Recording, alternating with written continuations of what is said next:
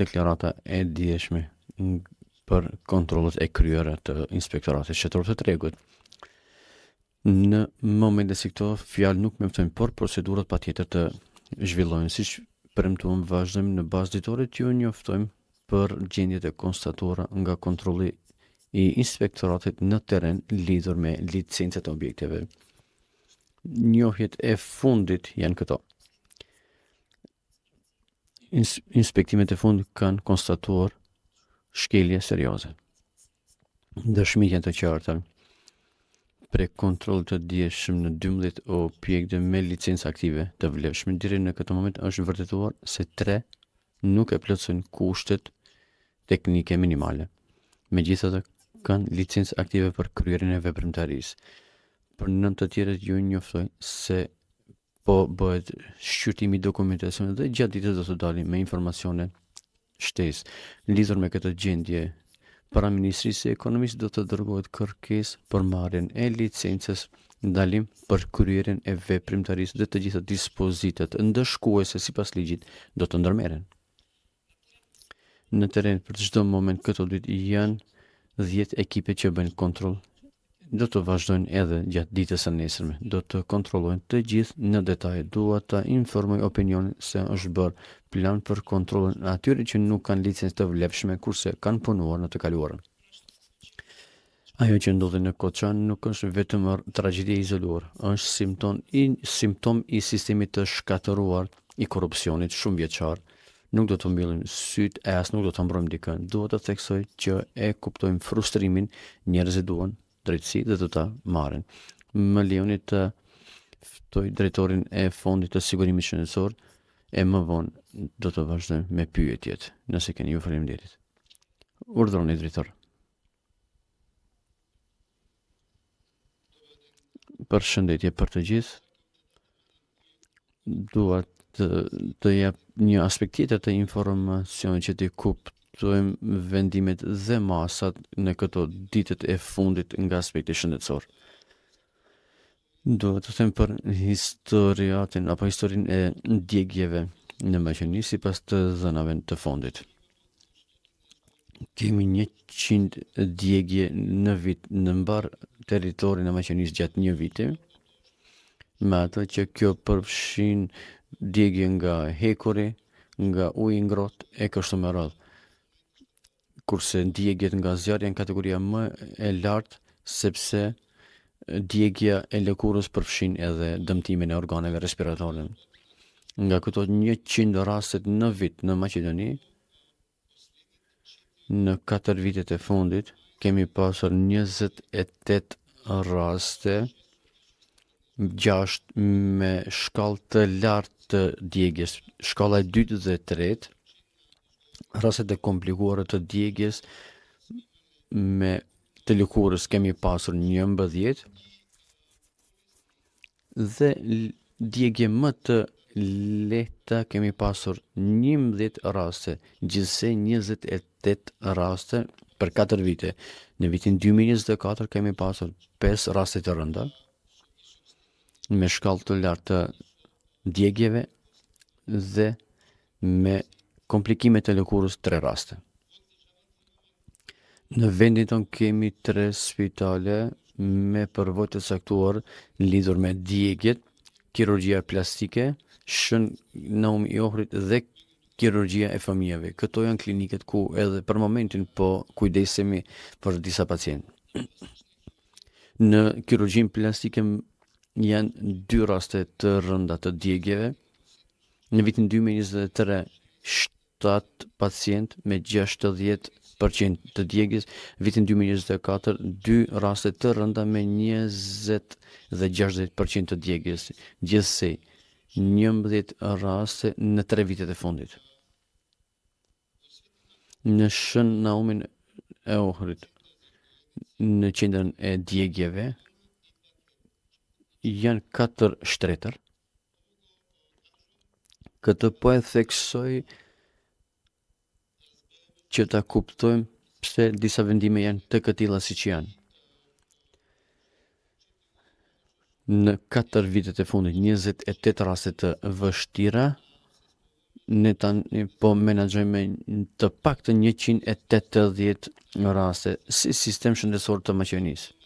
Dhe patjetër duhet të shpalosim apo ta përshëndesim këtë menaxhim, por ky është menaxhimi me fazën urgjente, kurse fazat e radhës janë specifike dhe kërkon përvojë specifike. Prandaj vendosëm që të dërgojmë pacient jashtë vendit. Në fondin e sigurimit shëndetësor, në 10 vitet e fundit, 2017 kemi 5 raste të dërgimit jashtë shtetit. Kanë qenë raste shumë të rënda, më e rëndë se ajo që mund të ballafaqojnë spitalet tona. Një rast në Belgjik, një rast në Stamboll dhe 3 raste në Sofia. Në Sofia kemi 2 raste që janë shëruar 3 vite. Këtë përsëri e them që ta kuptojmë se sa është e madhe sfida. 2 pacient janë trajtuar prej vitit 2022 deri në vitin 2024, njëri 2023-25, nga 3 vite gjithsej. Të gjitha fazat që i përmendëm vjen faza e kirurgjisë estetike, bëj fjalë për transplantimin e lëkurës. Mund të them që një pacientit në Selanik i është bërë transplantim të lëkurës në duar. Dhe se jemi në kontakt me fondacionin e Hollandës, që ka bank të grafteve të lëkurës, që të sjellim graftet lëkure dhe të mendojmë për fazën e rikonstruksionit.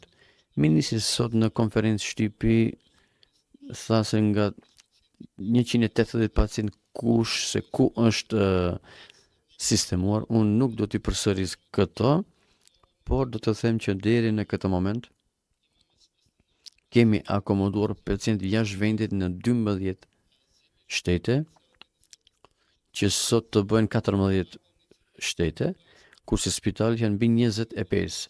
Unë do t'i lexoj emrat e spitaleve që të shihni se janë spitalet të specin. Në Bullgari 9 pacient, në Sofje. Në Akademinë ushtarake 3 dhe në Shën Gjorgji në Plovdiv 3 pacient.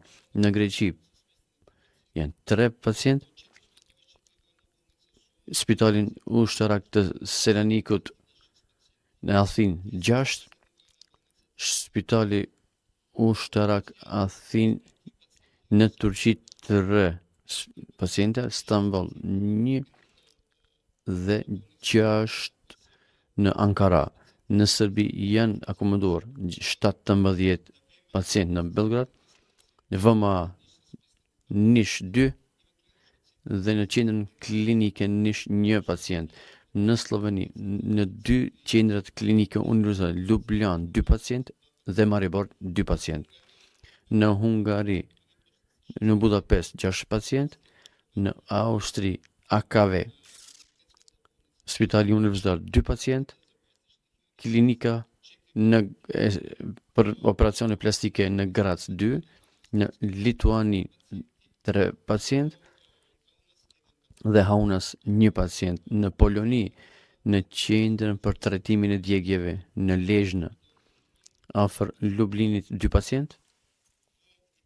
Në Itali, në Milano 2 pacient, Parma 1 pacient, Pisa 1 pacient, në Belgjik 2 pacient, në Antwerpen 1 pacient dhe në Les Vivas 1 pacient. Në Kroaci 4 pacient, Zagreb dhe 1 në klinikën e sëmundjeve të fëmijëve. Kësaj liste mund të shtohet Suedia dhe Spanja, por do të kemi informacione më të hollësishme ditët në vim apo orët në vim.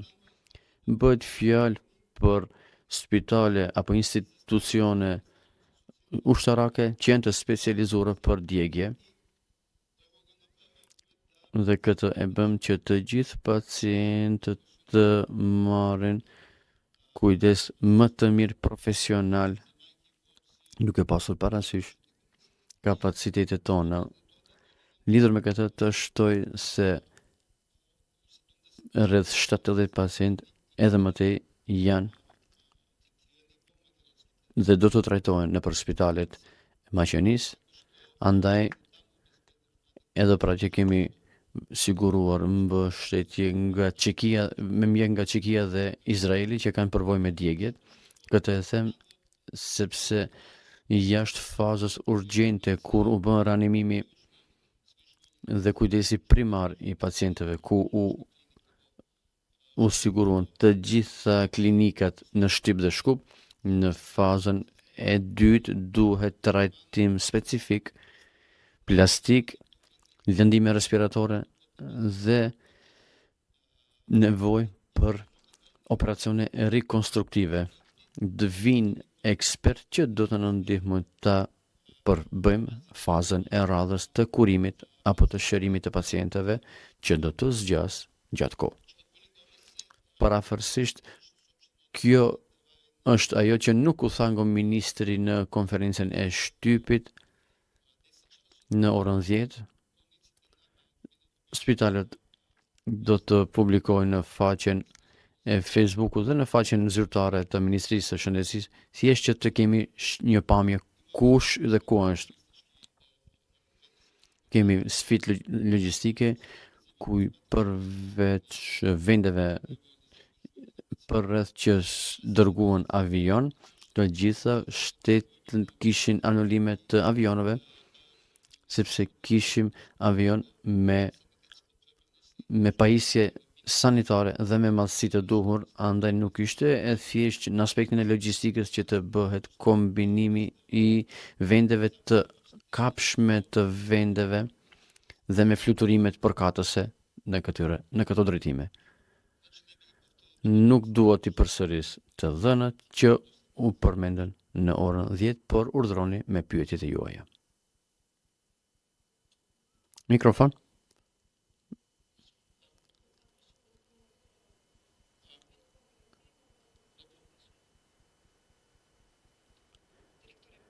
Drejtori, ju faleminderit për informacionet e gjera që i ndat me publikun. Tani do t'ju drejtohet drejtori mjeku Sinisa Stojanovski. Urdhroni, doktor. Ju faleminderit, profesorët të nderuar të mediave. Një pjesë të asaj që do ta ndaj është nga koordinimi i fundit, që ishte koordinimi i shtabit të krizës. Sa për informacion, në spitalin 8 shtator funksionon qendër për djegje që ishte njësi apo repart që ishte konvenim i kirurgjisë plastike dhe qendrës për djegje që kishte kapacitet prej diku 20 shtretër, ku gjysma e shtretërve janë planifikuar për këtë lloj të djegjeve sepse sipas standardeve të atëhershme të armatës, secila nga spitalet ushtarake patjetër është dashur ta ketë këtë qendër. Andaj, përvojë në këtë drejtim kemi që janë transferuar pjesërisht në kuadrin që është prezent që në atë kohë në spitalin 8 shtator, që ja përcjell më të rinjve. Disa ekipe të mjekëve të huaja që janë të specializuar pikërisht për këto lëndime, nga Akademia e Beogradit, Spitali Sheba në Izrael, si dhe Çekia, tashmë punën me ekipet e 8 shtatorit, po i riparojmë lëndimet e atyre pacientëve që nuk janë kritik, të cilët kanë nevojë për përgatitje për fazën e radhës që e përmendja dhe drejtori i fondit. Thjesht t'i ndaj disa informacione për momentin. Në Republikën e Maqedonisë kemi 64 pacient në për institucion të shëndetit, Sistin 5 në Zhan Mitrev, 8 në Sistin, 78 nga ata që janë transferuar, 101 janë mbartur, tha drejtori se në cilat vende. Ajo që gëzon është se transferet apo bartjet aktuale që i bëjmë nuk janë në drejtim të pacientëve që janë kritik apo të me intubacion, por bëjmë triazh sipas shkallës së djegjeve. Andaj ato që kanë përqindje më të lartë të djegjeve barten në qendre referente që janë të specializuar për kurim apo trajtim të lëndimeve të këtilla. Unë nuk do ta zgjas apo nuk do ta rëndoj më shumë konferencën e shtypit për me detaje, andaj nëse keni pyetje urdhëroni. Ju faleminderit mjek. Urdhëroni me pyetje. Fillojmë me mua dhe më pas vazhdojmë edhe me dua të fis për kontrollet e inspektoratit. Përmendet se 3 klube nate do të mbyllen.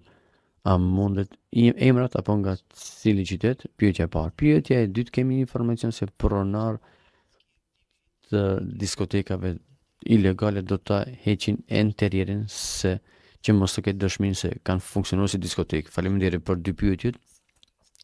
Më besoni që dua t'i ndaj qytetit, por edhe objektet që kanë funksionuar në mënyrë ilegale, por për momentin këto janë informacione me të cilët lidhur me pyetjen e dytë. Në konferencën e shtypit thash se në mënyrë shtesë, pa marrë parasysh spekulimet që stillen se ka gjëra të këtilla, të gjithë do të kontrollohen, madje edhe ata që kanë funksionuar pa licencë sipas ligjit dhe për të plotësuar të paktën kushtet teknike. Për të gjitha informacionet, edhe në bazë ditore, orë pas ore dhe në komunikim të përditshëm me mjetet, ju do të njoftoheni për çdo gjë. Kam një pyetje për mjekun Klekoski. Nëse ka pyetje për mua,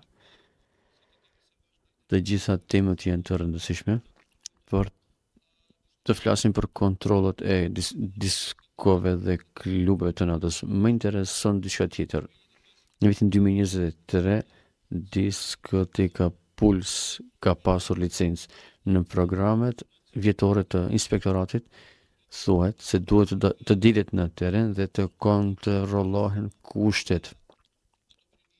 Jo vetëm pëlqimet e licencës, por nëse i plotësojnë kushtet minimale teknike, kjo do të thotë të dilet me metër, të matet tavani, a ka dyer dalëse në bazë të për 100 mysafir duhet të ketë derë rezervë, nëse janë 300 duhet 3 dyer, a është kryer kontroll i këtill, sepse kjo qëndron në plan. Nëse shihet pika 7.1 duhet sakt a është kontrolluar për momentin apo kontrollohen në këtë mënyrë objektit, a ka ekipe në teren, nëse i plotësojnë kushtet teknike e jo vetëm licencat në letër ku i pam se është abuzuar. Ju faleminderit për pyetjet. E kuptoj pyetjen, prandaj thash që për momentin kontrollet që po bëhen në vërtetimin e kushteve minimale teknike se më shumë se 10 ekipe për ditë këtë e bëjnë. Sakt për shkak të fakteve se edhe pse i kanë poseduar licencët, është dëshmuar se janë falsifikuar. Lidhur me pyetjen tuaj, si është vepruar vitet me radhë, lidhur me planin e punës, më beson që dua të ndaj të dhëna, por informacionet e fundit që i kemi, nëse pikrish planet janë pjesë hetimi dhe nuk mund të them diçka më shumë që mos ta rëndojmë hetimin. Lidhur me situatën, a do ta vazhdoj qeveria procedurën për shkarkimin e Kosovskit? Për momentin mund të them që punojmë në mënyrë aktive për zbardhjen e procedurës së shpejtë dhe efektive. Për gjithçka që duhet të ndërmarrim, ju siguroj që në kohë do t'ju informojmë. Ajo që është më e rëndësishme është të sigurojmë drejtësi për këtë tragjedi. I tërë fokusi është në këtë. Më interesojnë për pacientët, familjet e tyre thatë që do të siguronin nga 2 antarë, a ka probleme gjatë akomodimit, a janë atje, një pjesë e tyre, a kanë kontakt, kush i ka pritur, sepse në rrjetet sociale qytetarë human ofrojnë akomodime. Duhet të theksoj që si qeveri asnjëherë nuk do të punojmë në parandalimin e solidaritetit dhe ndihmës që vjen. Kjo është e natyrshme dhe është për të përshëndetur.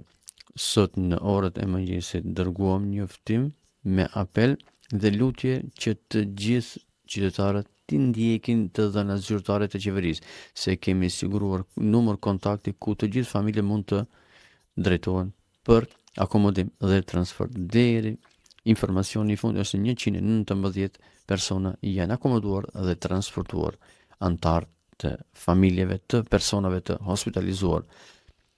Kjo është gjendje që ndryshon nga minutë në minutë. Vetë mjekët thonë se vazhdimisht kemi pacientë të ri të cilët dërgohen për hospitalizim në për spitalet të tjera dhe se ka ndryshim dhe se ky numër është rritur. Me të gjithë do të kontaktojnë, për të gjithë do të sigurohet transporti dhe akomodimi që të jenë në afër spitaleve ku janë të akomoduar antarët e tyre të familjeve. Që sa do ku do të lehtësojmë gjendjen apo dhimbjen e familjeve. Ordroni. A do të kontrollojmë vetëm diskoteket apo edhe objekte tjera? Nga ajo që e kam si informacion është se për momentin po bëhet kontroll në ato objekte që kanë licencë për shkak se prej aty filloi tërë situata, por gjithçka do të kontrollohet.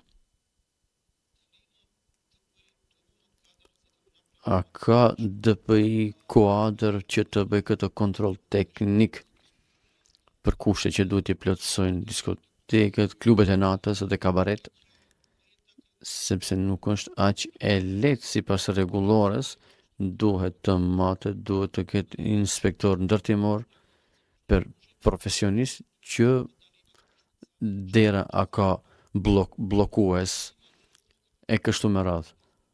A ka kapacitet inspektorati që të bëj kontrollet e këtilla?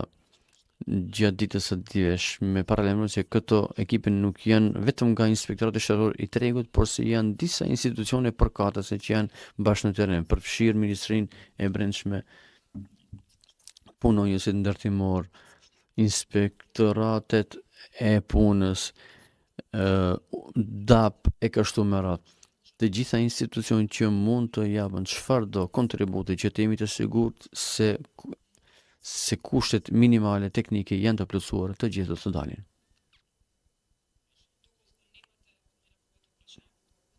Nëse nuk keni pyetje për mua, atëherë ju faleminderit dhe tani do ta ftoj drejtorin e Fondit të Sigurimit Shëndetësor dhe kur do të publikoni emrat e personave që humbën jetën në tragjedinë e Kuçanit. Më duhet të them se funksioni im në shtabin e krizës është që të kujtesem për të lënduarit. Nuk kam informacion në këtë aspekt, këtë e punojnë personat të tjerë në shtabin e krizës. Do të dërgojmë informacion. Besoni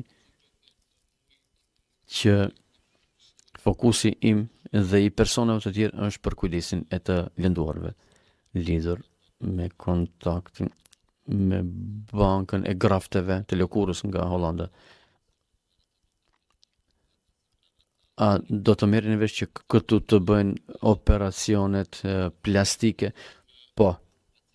Sa pacient në këtë fazë të parë do të përfshihen me këtë operacion plastik për momentin në klinikën e operacioneve plastike bën kontrole se sa pacient në çfarë faze janë. Ka shumë të komplikuar dhe më pak të komplikuar. Andaj klinika do të na informoj për tempon, dinamiken dhe në bazë të kësaj do të fillojmë të punojmë. Sot pritet të përfundoj faza e transportit që do të mundosë fokus të plot për planifikimin e hapave të radhës në vend që nuk janë vetëm transplantime, por edhe ka procedurat të tjera. Sepse një pjesë të kurimit do të jenë më afatgjatë, duhet të bëhet terreni që njerëzit në një fazë të caktuar të kthejmë në vendin tonë që të vazhdoj këto kurimi. Kjo do të thotë se do të riorganizoni punën, disa klinika të specializoni pikërisht për trajtimin e djegjeve. Për momentin po fokusohemi në këtë fazë për hapat e radhës, sepse kujdesi i këtyre pacientëve ka përfunduar, tashmë kanë filluar lëshimet e para nga klinikat dhe planifikojmë hapat e radhës.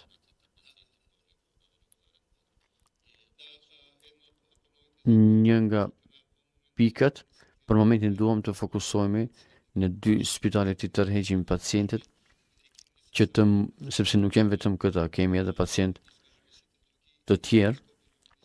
Sot ministri njoftoi se në bllokun kthehen edhe të sëmorit onkologjik. Deri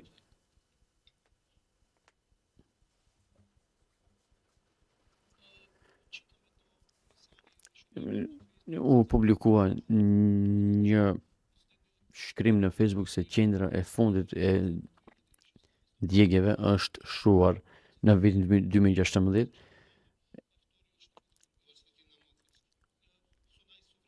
Me metoda më moderne, me kushte më moderne, është shuar në vitin 2016. A do ta ktheni këtë qendër?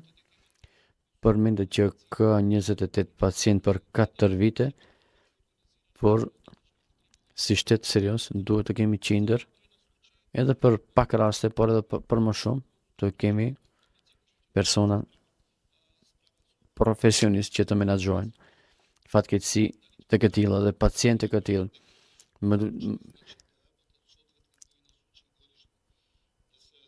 Të kuptojmë, një kirurg i cili nuk punon, nuk është specialist për atë lëmi, këtë duhet ta pastrojmë. Prandaj shumë shtete më të mëdha, se ne kanë 1 apo 2 qendra të këtilla që të koncentrohet njohuria, e jo të kemi 2 shtretër speciale kështu me radhë. Duhet të kemi kirurg që e praktikojnë këtë shpesh. Dhe kjo varet nga madhësia e shtetit dhe nga numri i rasteve. Për 10 vite kemi 5 raste të rënda që i kemi dërguar jashtë vendit dhe 10 që janë në Maqedoni. Çështja është, duhet të vlerësojmë a na nevojitet kjo qendër këtu, apo është më thjesht të kemi bashkëpunim me Sofjen apo me Selanikun. Në vitet e fundit të gjitha rastet i kemi dërguar në Sofje për një fazë të caktuar, sepse përse nuk është vetëm të kemi teknikë dhe shtretër, por duhet të kemi mjek që këtë e bëjnë për çdo ditë.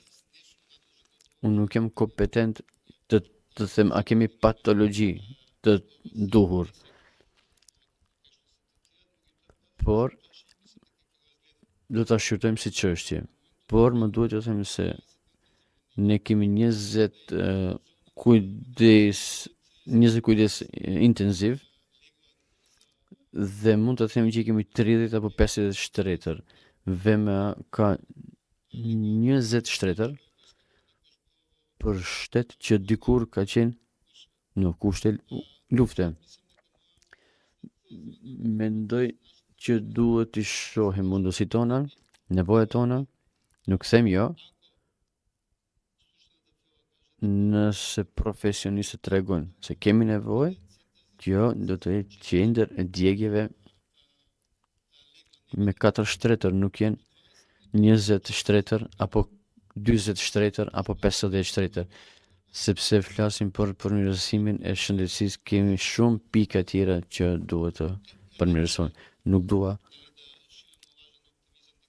të përhap optimizëm të rrem, por profesionistët do të tregojnë kush, prandaj ka mekanizma evropian për solidaritet që aktivizojnë dhe i ndajmë nevojën, sepse me fatkeqësi askush nuk mund të menaxhojë vetë.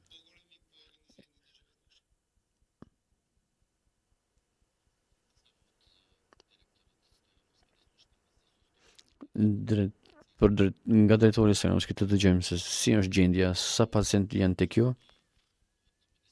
Dëgjuam nga ministri se po planifikojnë të bartjet e fundit nga institucioni juaj për jashtë vendit, përmendet operacione, për çfarë operacione bëhet fjalë dhe për çfarë lëndime bëhet fjalë. Ato që mund të them nëse gjendja edhe sot në mëngjes pas pasqyrës së mëngjesit, nëse gjendja e pacientëve është stabile. Lidhur me se çfarë operacion do të realizohen, janë operacione që bashkë me ekipet që janë pjesë e ndihmës nga qendrat e specializuara bëhet fjalë për heqjen e indeve të vdekura dhe të lëm hapësirë që këto plagë të shërohen. Mos të hyj në detaje se çfarë po bëhet, por duhet të kemi parasysh se në këto disa ditë, përveç që është monitoruar përkeqësimi potencial, por duheshin të riparohen lëndimet për ata pacientë që nuk ishin në rrezik për jetë në fazën e parë. Andaj këto procese të triazhit, monitorimit të pacientëve dhe risistemimit varësisht nga pesha e pasqyrës klinike shkonte paralelisht.